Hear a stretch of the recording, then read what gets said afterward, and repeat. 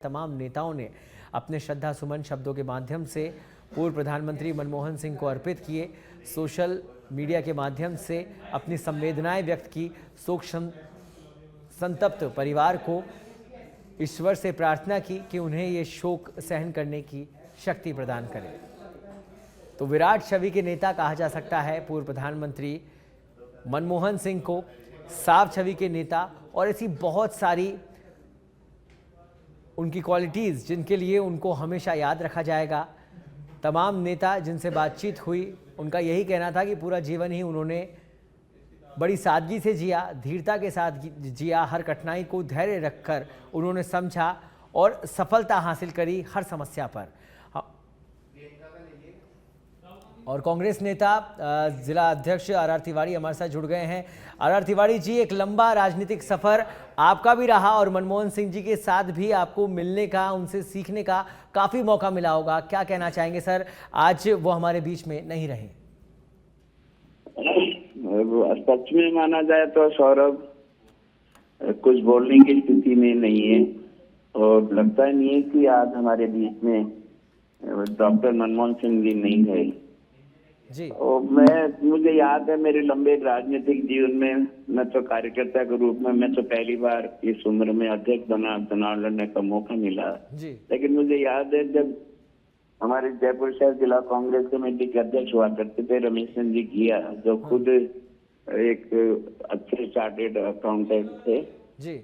तो उस जमाने में अपना जो जयपुर शहर जिला कांग्रेस कमेटी का कार्यालय पुरानी विधानसभा सेठजोड़ी बाजार में बड़ी चौपट पर, वहाँ उन्होंने एक संगोष्ठी रखी थी वित्त के ऊपर।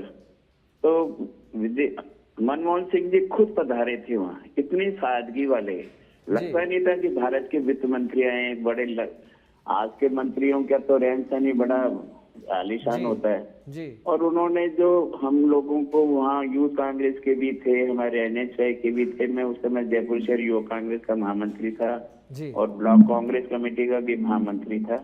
हमको जो उन्होंने सिखाए गुण, लग नहीं रहा था कि हम इतने बड़े आदमी के साथ में जमीन पर बैठ करके, कोई कुर्सी टेबलें नहीं हुआ करती थी जी। और गद्दे मसन थे।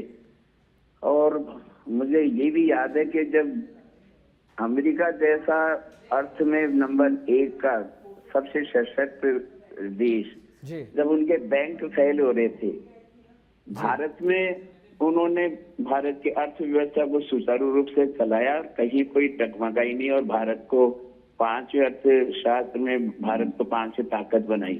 बिल्कुल। और उनकी सादगी तो देखते ही हमारी नेता सोनिया गांधी जी ने उनको देश का प्रधानमंत्री बनने के लिए प्रेरित किया।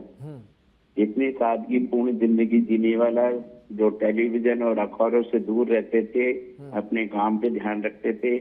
कांग्रेस को ताकत भी, देश के लोगों की, गरीबों को उन्होंने आगे बढ़ाया, मध्यम वर्ग के लोगों को आगे बढ़ाया। अचानक खबरों से पता लगा आज हमारे बीच में नहीं रहे। मैं शहर जिला कांग्रेस कमेटी के तमाम साथियों की तरफ से उनको दिल की गहराई से श्रद्धा पूर्वक नमन करता हूँ और ईश्वर से प्रार्थना करता हूँ ईश्वर उनको स्वर्ग में स्थान दे। हम सब बहुत दुखी हैं, व्यतीत है, कुछ बोलने की स्थिति में नहीं है। बिल्कुल लगता नहीं है जी। आर तिवारी जी, बिल्कुल। और जो सब बातें आपने कही, इसी तरह के रिएक्शन हर किसी की ज़बान पर है और ख़ास तौर पर जिस तरह से, क्योंकि भारत कृषि प्रधान देश है, जिस तरह से गांव के विकास की बात उन्होंने की, आर्थिक मजबूती गांव को प्रदान करी, वो भी एक बड़ी चर्चा का विषय उस समय भी थी और आज भी उस चीज़ के लिए उनको याद किया जाता है। आर तिवारी जी। हाँ, मैं कह रहा हूँ ना, वो तो खुद एक साधारण परिवार से आगे बढ़े। उन्होंने गांव में किसानों को खेती करते देखा, खुद जमीन से जुड़े हुए थे। सबसे बड़ा उनका मध्यम वर्ग और गरीब वर्ग पर ध्यान था। वो इस बात के नहीं मानते थे कि जिसके 8वीं मंजिल और 9वीं मंजिल बने नहीं बने, लेकिन जिसका घर झोपड़े में है, कच्ची मिट्टी से बना हुआ है, उसको 1 मंजिल का मकान मिले, ये उनके प्रथम सोच थी। और उनको इस सोच को लेकर के उन्होंने आगे बढ़ाया और भारत को आर्थिक रूप से 5वीं ताकत बनाने में मनमोहन सिंह जी का बहुत बड़ा योगदान रहा। वो नरसिम्हा राव जी के जमाने से भारत की राजनीति में आ गए थे और पहले तो वो विश्व बैंक के रहे, अंतर्राष्ट्रीय सलाहकार रहे, लेकिन भारत में नरसिम्हा राव जी के जमाने से वो आए तो भारत के लोगों की सेवा में जुट गए। आज अचानक लग रहा है कि वो है या नहीं है, अभी भी विश्वास नहीं हो रहा है कि वो नहीं है, लेकिन वो आज ये मानना ही पड़ेगा कि ईश्वर ने उनको अपने चरणों में समेट लिया है। हम सब उनके लिए प्रार्थना करते हैं कि उनके आत्मा को शांति प्रदान करें। जी, आर तिवारी जी, एक लंबा राजनीतिक सफर आपने भी जिया और इस समय आप लगातार सक्रिय बने हुए हैं। किस तरह का डिफरेंस आप महसूस कर पाते हैं? 2004 से लेकर 14 तक वो देश के प्रधानमंत्री रहे यूपीए सरकार के अंदर, क्या डिफरेंस आप महसूस कर पाते हैं?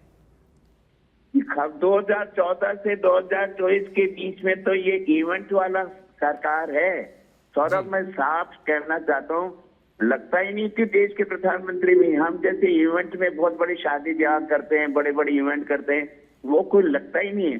गरीब परिवार से जरूर हमारे नरेंद्र मोदी भी होंगे, लेकिन उनको लगता ही नहीं कि बिल्कुल ठीक बात कह रहे हैं सर। और यही जो उनका साधारण जीवन जीने का तौर तरीका आज पूरे देश में चर्चा का विषय भी है, उससे प्रेरणा लेने की बात भी हर कोई कर रहा है। बहुत बहुत धन्यवाद है तिवारी जी हमारे साथ जुड़ने के लिए।